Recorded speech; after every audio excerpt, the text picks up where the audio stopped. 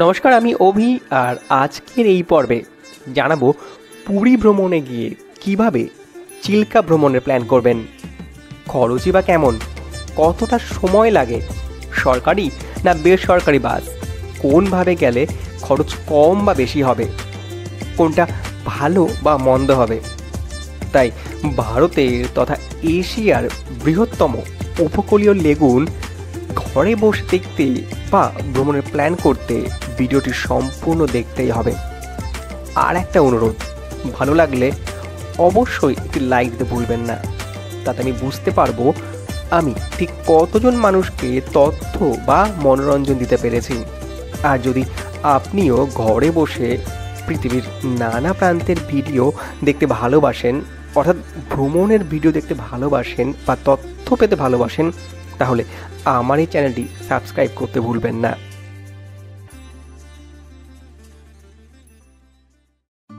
চিল্কা যাবার জন্য আমরা আগের দিন ওটিডিসির অফিস থেকে প্যাকেজ বুক করেছিলাম। এই প্যাকেজ সম্পর্কে আস্তে আস্তে বিস্তারিত জানাবো। তার আগে চলুন আজকে যাত্রা শুরু করি। ওটিডিসির সমস্ত বাসগুলি পান্থনিবাস থেকে ছাড়ে। এই মুহূর্তে আমরা পান্থনিবাসে চলে এসেছি। এই হলো পান্থনিবাস। এখানে আসতে আমরা একটি অটো রিজার্ভ করেছিলাম, যেখানে 80 টাকা নিয়েছিল। আমাদেরকে সকাল 6:45 আসতে বলা হয়েছিল এবং 7টায় বাস ছাড়বে। একদম ঘড়ি দেখে 6:45 আমাদের ডেকে নেওয়া হলো বাসে ওঠার জন্য।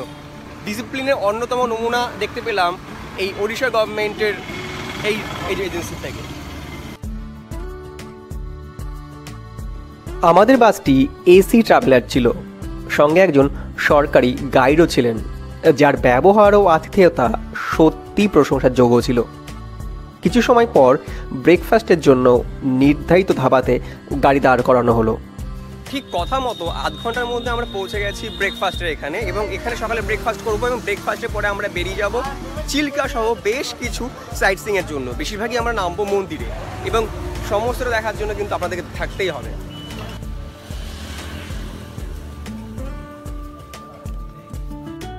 যে ধাবাতে গাড়ি দাঁড়িয়েছিল, দাম অনুসারে তার খাবারের মান, পরিষ্কার পরিচ্ছন্নতা, ব্যবহার সবই যথেষ্ট স্ট্যান্ডার্ড ছিল।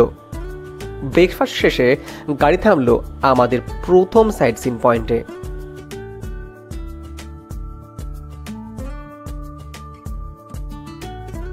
মানে আমরা এসে পৌঁছেছি আলারনাথ মন্দিরে, এবং এইটি কিন্তু জগন্নাথ দেবেরই অন্যতম রূপ। এবং এটার বিশেষত্ব জানেন, জুন মাসের 15 দিন জগন্নাথ দেবের জ্বর হয়, এবং তিনি তখন জগন্নাথ দেবের মন্দির ছেড়ে তিনি এইখানে আসেন, এবং সেই 15 দিন জগন্নাথ দেবকে এইখানে আলারনাথ অবতার রূপে পাওয়া যায়।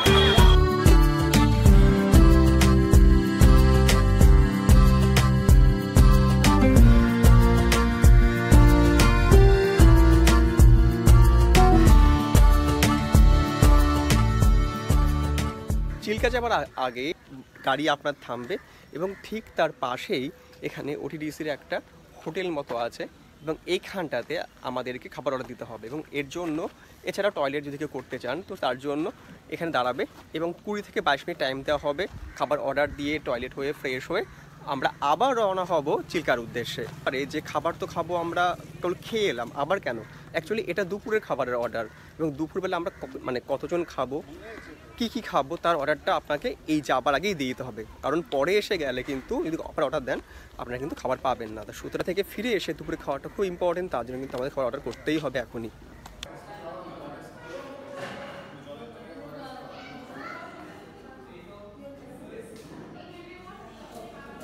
আমরা যাত্রীনিবাস থেকে বেরিয়ে এই মুহূর্তে হেঁটে হেঁটে চলেছি লেকে বোটিংয়ের জন্য। এবং তবে একটা কথা বলে রাখি, লেকে এলে কিন্তু টুপি বা ছাতা মাস্ট। কেন মাস্ট? কারণ এখানে আপনাকে প্রায় ঘন্টা 3 রোদের মধ্যে থাকতে হবে। তো এতক্ষণ বোধহয় শুধু মাথাতে থাকাটা খুবই কষ্টকর, কি বলো? একদমই তাই। তো সেখানে কিন্তু ছাতা এবং টুপিটা কিন্তু মাস্ট। এছাড়াও পর্যাপ্ত জল, কিছু শুকনো খাবার ও প্রয়োজনীয় ওষুধ সঙ্গে রাখতে ভুলবেন না, কারণ আগামী কয়েক ঘন্টা আপনি সভ্যতা থেকে অনেকটা দূরে যেতে চলেছেন। অ্যাকচুয়ালি আমাদের এখানকার সবার সহযোগিতায় আমি একদম পুরো প্রথমে সিট পেয়ে গেছি। প্রথমে সিট মানে আমার কোনো সিট নেই, আমি একদম নৌকার উপরে বসে আছি সামনের দিকে, খুব ভালোভাবে ছবি এবং ভিডিও ক্যাপচার করার জন্য। আশা করছি যে আপনাদেরকে চিল্কা জার্নিটার ভিডিও এবং খুব সহজে এবং খুব ভালো দেখাতে পারবো।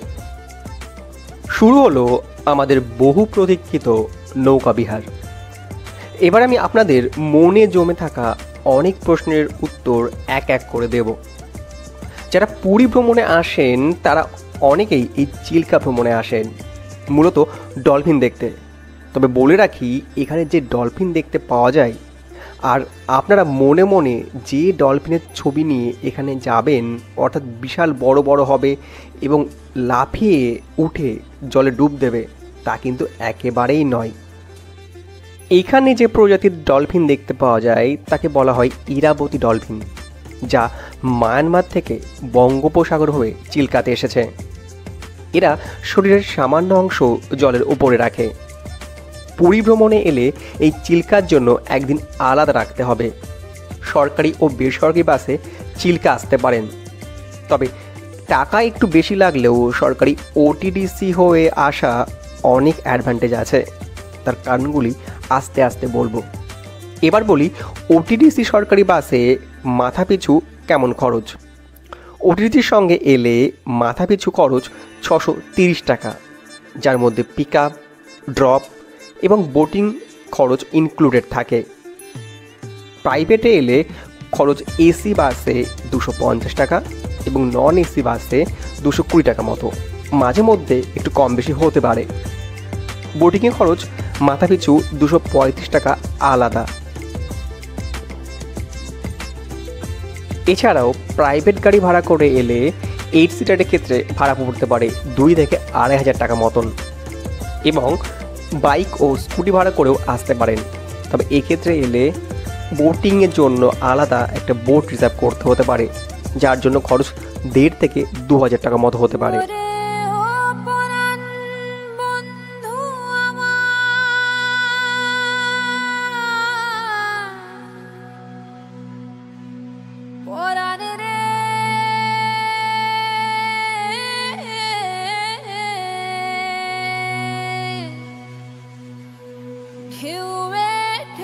খবর দিলাম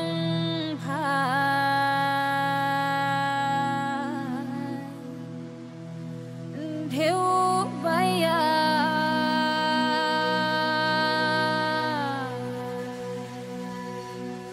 আমায় ভাষাইলি রে, আমায় ডুবাইলি রে, অকুল দরিয়ার বুঝি কুল নাই রে, চাহে আধি আয়ে রে, চাহে মেঘা আয়ে রে, অকুল আমরা পৌঁছে গেছি রাজহংস আইল্যান্ড। এবার নৌকাটা দাঁড়িয়েছে এবং সেখান থেকে সবাইকে এবার নামতে হচ্ছে। এই রাজহংস আইল্যান্ড দেখার মতো এর নির্জন প্রকৃতি। এখানে বিভিন্ন মাছ ভাজাও বিক্রি করা হয়। অর্ডার দিয়ে ক্লাসিক বিচ থেকে ঘুরে এসে একবার চেখে দেখতে পারেন। তবে সাবধান, এখানে কিন্তু মুক্ত নামে কিছু নকল বস্তুও বিক্রি হয়। पारसी 200 रुपया 3 का बने के देगा मसाला फ्राई। 3টে 200 টাকা। हाँ 3টে 200 টাকা। 200 হ্যাঁ ভাজি কি আর কাকড়া এটা কি তেলা এগুলো কি আছে?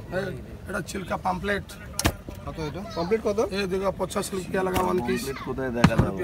কমপ্লিট কত? কমপ্লিট কবে থেকে চাঁদা মাছ। चंदा माछ नहीं दादा, मिथ्या बात करने का।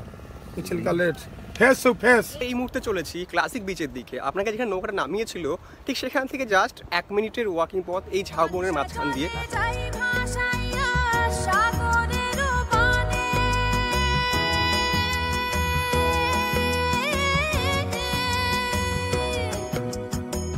পানসা জলে যাই ভাষাইয়া সাগরের বানে, আমি জীবনের ভেলা ভাসাইলাম, জীবনের ভেলা ভাসাইলাম, কেউ না তা জানে রে, অকুল দরিয়ার বুঝি কুল নাই রে।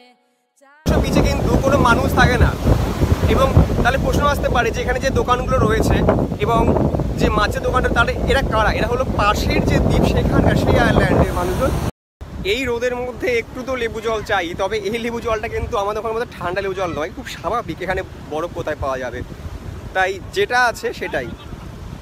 ক্লাসিক বিচ থেকে রাজহংস বিচে ফিরে এসে অর্ডার দেওয়া সেই ভাজা মাছ খেলাম। বেশ টেস্টি আছে, ফ্রেশ আছে মনে হচ্ছে। তো আপনারা হিসেবে ট্রাই করে দেখতে পারেন। এখানে নানান রকমের মাছ আপনারা অর্ডার দেবেন, যাওয়ার সময় এটা ভেজে রাখবেন, এসে সেটা টেস্ট দিতে পারেন। এবার বোট আমাদেরকে ফিরিয়ে নিয়ে এলো সেখানেই যেখান থেকে আমরা আজকে আমাদের যাত্রা শুরু করেছিলাম। ফিরে এসে প্রবেশ করলাম চিল্কা মিউজিয়ামে। এখানে মূলত দেখতে পাবেন চিল্কার ভৌগোলিক ও বায়োলজিক্যাল বিভিন্ন বিষয়ে বিস্তারিতভাবে, অর্থাৎ কোন কোন জলজ প্রাণী এখানে পাওয়া যায় বা তার ভৌগোলিক অবস্থান ইত্যাদি। সবশেষে আমরা ফিরে এলাম যাত্রী নিবাসে এবং সকালে অর্ডার দেওয়ার পর এখন এসে লাঞ্চ সেরে শেষ করলাম আমাদের আজকের যাত্রা। তবে বলে রাখি, এখানকার খাবারের মান দাম আন্দাজে অত্যন্ত নিম্নমানের ছিল। সবশেষে জানাতে ভুলবেন না ভিডিওটা আপনাদের কেমন লাগলো, আর ভালো লাগলে একটি লাইক করে চ্যানেলটি সাবস্ক্রাইব করতে ভুলবেন না।